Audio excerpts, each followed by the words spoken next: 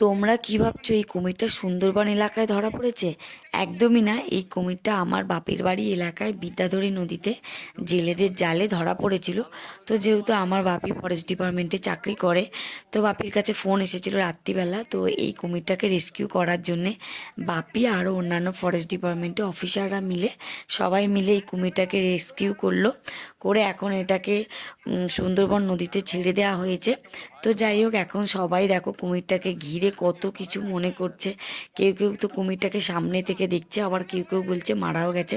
কিন্তু একদমই না, কুমিরটা পুরো বেঁচেই আছে, যেহেতু ওর মুখে দড়ি দিয়ে বাঁধা আছে, সবাই দেখতে পাচ্ছ। তো এখন সব মানুষ সেফ আছে, কোনো মানুষের কোনো ক্ষতি হয়নি। আর যদি ধরা না পড়তো এতদিন অনেক মানুষ হয়তো মারা যেত, অনেক মানুষের অনেক ক্ষতি হতো। যাই হোক, আজকের জন্য ভিডিওটা এই পর্যন্ত। সবাইকে গুড নাইট, সবাই ভালো থেকো, সুস্থ থেকো। আর ভিডিওটা ভালো লাগলে একটা লাইক করে দিও।